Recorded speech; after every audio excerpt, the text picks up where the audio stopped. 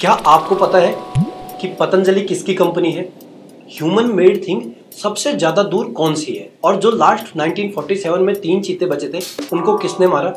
ऐसे ही कुछ amazing facts हम इस वीडियो में बात करने वाले हैं। तो स्वागत है आपका द रैंडम नॉलेज में। और अगर आप चैनल पर नए हो तो इधर सब्सक्राइब का बटन है, सब्सक्राइब का बटन जरूर दबा दो ताकि आप हर एक दिन कुछ नया सीखो। तो मैं हूं सूरज और इस वीडियो में हम जानेंगे 10 कुछ अमेजिंग फैक्ट्स। 10वें नंबर का फैक्ट है, मिस्र के जो पिरामिड है, जो इजिप्ट के पिरामिड है, ये बहुत फेमस है और वर्ल्ड में ही फेमस है। पिरामिड ऑफ गीजा भी यहीं पर है। लेकिन क्या आपको पता है मिस्र से ज्यादा पिरामिड सूडान में है, जहां मिस्र में लगभग 118 के आसपास अभी तक पिरामिड खोजे गए हैं, वहीं सूडान में 200 से 255 के बीच पिरामिड है। तो अगर हम पिरामिडों का देश कहें तो हमें सूडान को कहना चाहिए, न कि मिस्र को, क्योंकि सूडान में ज्यादा है। 9th नंबर का फैक्ट है, इंडिया में एक कोट बहुत फेमस है, never ask a man his salary. मतलब किसी आदमी को उसकी सैलरी कभी मत पूछो। ये एक पर्सनल अटैक की बात की जाती है, लेकिन ऐसा नॉर्वे में बिल्कुल नहीं है। नॉर्वे एक देश है, वहां पर सबकी सैलरी पब्लिक होती है, चाहे वो लड़का हो या लड़की, कोई किसी की भी सैलरी चेक कर सकता है कि इसे कितना मिलता है। यहाँ इंडिया में अगर ऐसा हो जाए तो सोचो क्या होगा। नॉर्वे में एक ऑनलाइन पोर्टल भी है, जिस पोर्टल पर आप जाकर चेक कर सकते हो नॉर्मली कि कितनी सैलरी किसकी है। 8वें नंबर की फैक्ट की बात करते हैं, जो कि आजकल बहुत न्यूज में चल रहा है, पतंजलि। पतंजलि के बारे में बहुत सारी खबरें आजकल चल रही हैं और न्यूज पर भी चल रही है। लेकिन पतंजलि के मालिक, असली मालिक हैं कौन? और हमने इस पर एक सर्वे किया जिसमें हमने 50 लोगों को पूछा कि पतंजलि के असली मालिक कौन है, जिसमें ऑप्शन में थे बाबा रामदेव, बालकृष्ण और फिर सरकारी या सरकारी कंपनी हो सकती है। लेकिन 86% लोगों ने कहा कि बाबा रामदेव इसके असली मालिक हैं, जबकि सच ऐसा बिल्कुल नहीं है। इसकी शुरुआत भले ही 2006 में बालकृष्ण और बाबा रामदेव ने की, लेकिन इसके जो असली मालिक हैं वो है बालकृष्ण। 94% स्टेक बालकृष्ण के पास है, यानी 94% अकेली पूरी कंपनी के मालिक बालकृष्ण है। और 3% एक एनआरआई कपल है जिनका नाम सुनीता और सरवन पोडर है। इनके पास 3% का शेयर है और बाकी 3% का शेयर किसी और के पास। बाबा रामदेव के पास इस कंपनी का एक भी शेयर नहीं है। तो वो लोगों के लिए ये फैक्ट है जो लोग कहते हैं कि बाबा होकर बिजनेस कर रहे हैं, एक्चुअल में वो सिर्फ ब्रांड एम्बेसडर है और एक कंपनी का फेस है, बाकी उनका कंपनी में कोई भी हिस्सा नहीं है। 7वें नंबर के फैक्ट की बात करते हैं, तकिया। तकिया हमें कितना कंफर्ट देता है जब हम सोते हैं, लेकिन जब पहला तकिया बनाया गया था, वर्ल्ड का जो पहला तकिया था, उसे कंफर्ट के लिए नहीं बनाया गया था। उसे बनाया गया था जो छोटे छोटे कीड़े मकोड़े हैं वो हमारे कानों में न घुस जाएं, उससे बचने के लिए बनाया गया था। और वो किसी कपड़े या कोई सॉफ्ट चीज का नहीं था, बल्कि वो पत्थर का था। इस शेप में बनाया गया था, आप देख सकते हो इधर। और धीरे धीरे लोग जमीन से बेड पर शिफ्ट हो गए और वो तकिया पत्थर से लेकर कपड़े का बन गया, और जो अब बहुत सॉफ्ट है उसे हम सिर्फ कंफर्ट के लिए यूज करते हैं। अगला बात करते हैं 6वें नंबर के फैक्ट की। 6th नंबर का फैक्ट है, दुनिया में ह्यूमन मेड, यानी ह्यूमन मेड कोई भी मशीन या ह्यूमन मेड कोई भी चीज हो, वो सबसे दूर कौन सी है हमारी पृथ्वी से? तो इसका जवाब है वॉयेजर 1 और वॉयेजर 2। वॉयेजर 1 को 1977 में लॉन्च किया था और वॉयेजर 2 को भी सेम ईयर में लॉन्च किया था। आज से लगभग 45 साल पहले इन दोनों अंतरिक्ष यानों को लॉन्च कर दिया था। वॉयेजर 1 को जुपिटर और सैटर्न और वॉयेजर 2 को यूरेनस और नेपच्यून के लिए लॉन्च किया था कि ये वहां पर नजर रखेंगे या देखेंगे। लेकिन अभी ये बहुत बाहर निकल चुके हैं और जो हमारा इंटरस्टेलर है उससे भी बाहर निकल चुके हैं। 45 ईयर्स इनको हो चुके हैं और ये 45 ईयर्स से लगातार चले जा रहे हैं। ये हमारे मिल्की वे गैलेक्सी से बाहर कब जाएंगे, इसको आप कमेंट बॉक्स में हमें बता सकते हो। और एक डिस्क्रिप्शन बॉक्स में लिंक है, ये ऑफिशियल वेबसाइट का लिंक है जिसमें आप चेक कर सकते हो।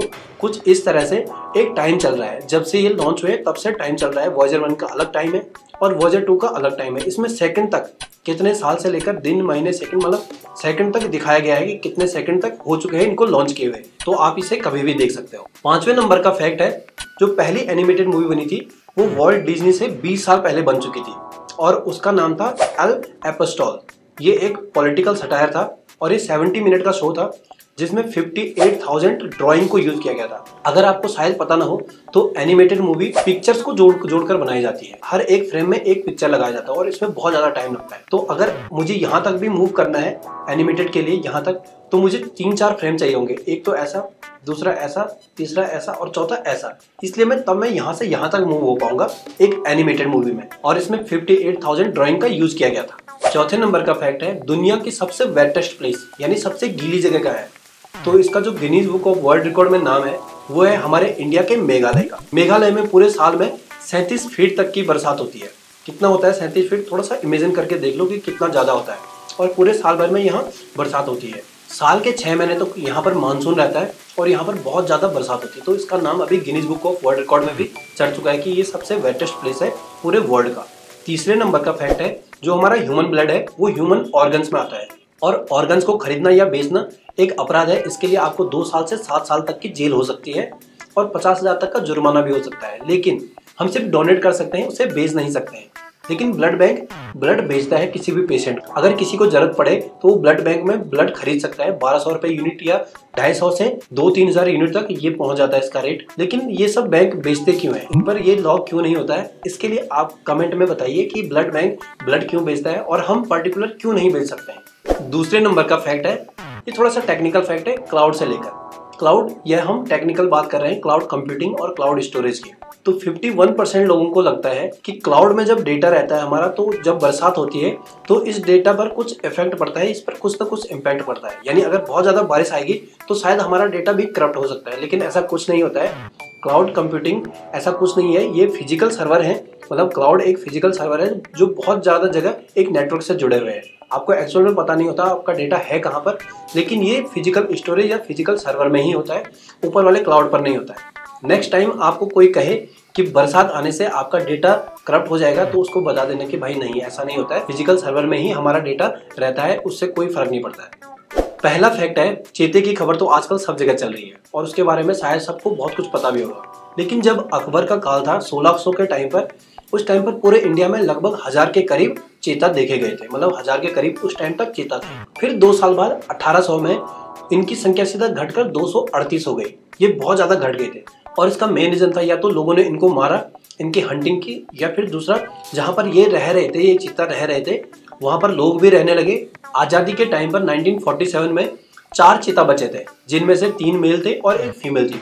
जो 3 मेल थे वो छत्तीसगढ़ के आसपास थे। वहां के राजा महाराजा रामानुज प्रताप सिंह देव ने इन तीनों की हत्या कर दी, मतलब इनको मार दिया, हंटिंग कर दी। और जो 1 फीमेल चीता बची थी, इसे 1951 में छत्तीसगढ़ के जंगलों के आसपास देखा गया था। उसके बाद इसे देखा नहीं गया था और उसके बाद 70 सालों तक इंडिया में कोई भी चीता नहीं था। 70 साल बाद अब इन चीताओं को लाया गया नामीबिया से, और जो ये 8 चीता हैं, इनको यहाँ पर लाने के लिए 38.7 करोड़ रुपए पूरा खर्च किया गया है। लेकिन इनका खर्च 2021 से लेकर 2026 तक ये 38 करोड़ रुपए है।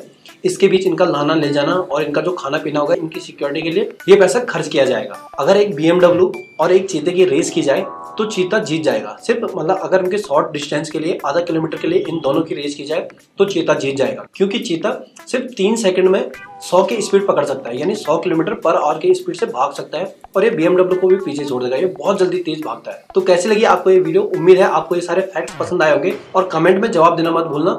जो मैंने आपसे पूछा था कि ब्लड बैंक वाले ब्लड क्यों बेचते हैं जबकि हम नहीं बेच सकते, इसका जवाब आपको कमेंट में देना है और लाइक शेयर करना मत भूलना। Thanks for watching the random knowledge. धन्यवाद।